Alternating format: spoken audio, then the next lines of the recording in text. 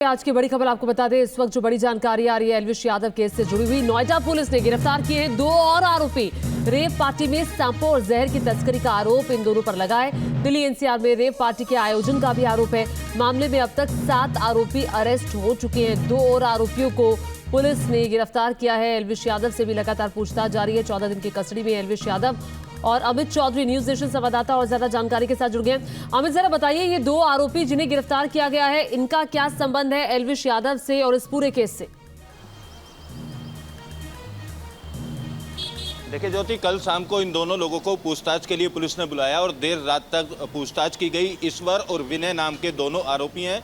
Police अधिकारियों का कहना है कि इनको गिरफ्तार कर लिया गया है और एल्विश यादव केस में जो रेव पार्टियों के अंदर सांप या उसके जहर का इस्तेमाल करने का आरोप लगे हैं, उन्हीं आरोपों में इन दोनों की भी संलिप्तता पाई गई है। तमाम सीसीटीवी फुटेज और मोबाइल कॉल डिटेल के आधार पर पुलिस ने इन दोनों की गिरफ्तारी की और पूछताछ में कई सवाल इनसे पूछे गए। उन सवालों के जवाब में साफ तौर पर ये फंसते हुए नजर आए, लिहाजा दोनों को गिरफ्तार कर लिया। पुलिस अधिकारी एक तरफ एल्विश यादव के खिलाफ जो चार्जशीट है उसको तैयार कर रहे हैं, तमाम एविडेंस को इकट्ठा कर रहे हैं। दूसरी तरफ इन दोनों लोगों की अब गिरफ्तारी की गई है। जिस तरीके से कल हम अपने दर्शकों को बता रहे थे, कुछ और लोगों की गिरफ्तारी हो सकती है, पूछताछ की जा सकती है, उसी कड़ी में अब इन दोनों लोगों की गिरफ्तारी हुई है। साथ ही साथ कुछ एक लोग और पुलिस के रडार पर हैं जिनसे आने वाले दिनों में नोटिस देकर पूछताछ की जाएगी और भी इस केस में गिरफ्तारी हो सकती है। एल्विश यादव की जमानत की बात की जाए तो हो सकता है आज उसकी जमानत अर्जी पर कोर्ट में सुनवाई हो। 2 दिन की हड़ताल के दौरान सुनवाई नहीं हो पाई थी, लेकिन अब जिस तरीके से 2 और गिरफ्तारियां नोएडा पुलिस के द्वारा की गई हैं, इन दोनों गिरफ्तारियों के बाद ये तस्वीर साफ हो गई है कि नोएडा पुलिस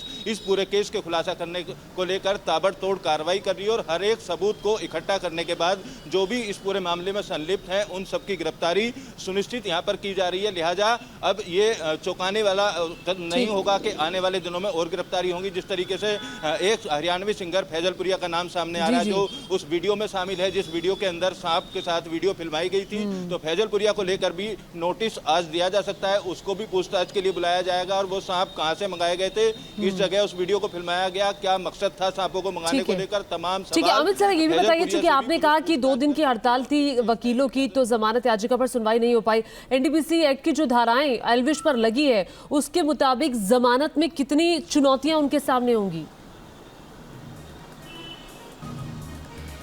बिल्कुल, देखिए ज्योति, एनडीपीएस एक्ट की अगर बात की जाए तो सबसे जो घातक धारा मानी जा रही है वो 27A धारा है एनडीपीएस की। इस धारा के तहत जो भी नशे की तस्करी करते हैं या सांप और उसके जहर के जैसे सामान की तस्करी करते हैं, उनको फाइनेंस करना, उनको संरक्षण देना, इस तरीके के आरोप एल्विश यादव पर इस धारा के तहत लगे हैं। इसमें कई कानून के जानकारों से हमारी बातचीत हुई तो उनका कहना है कि 10 साल से लेकर 20 साल तक की सजा का प्राविधान है और दूसरी तरफ जमानत मिलने में काफी अड़चने आएंगी। जो सेशन कोर्ट में जमानत अर्जी पर सुनवाई हो सकती है, उसके बाद इन्हें जिला न्यायालय में भी जाना पड़ सकता है और हाई कोर्ट तक का दरवाजा खटखटाना पड़ सकता है। जमानत को लेकर पुलिस ने नवंबर से लेकर मार्च तक पूरी जांच की और जांच करने के बाद तमाम सबूत इकट्ठा करने के बाद इस धारा की उस एफआईआर के बाद बढ़ोतरी की है और इसको गिरफ्तार किया गया है। अब 2 लोगों की और गिरफ्तारी के बाद गिरफ्तार लोगों की संख्या 7 हो गई है। हालांकि पहले जो 5 लोग गिरफ्तार हुए थे तब तक एनडीपीएस द्वारा नहीं बढ़ाई गई थी, लिहाजा उन सभी लोगों को कोर्ट से जमानत मिल गई थी। अब इन 3 लोग, एल्विश यादव सहित 3 लोग फिलहाल अब जेल में बंद होंगे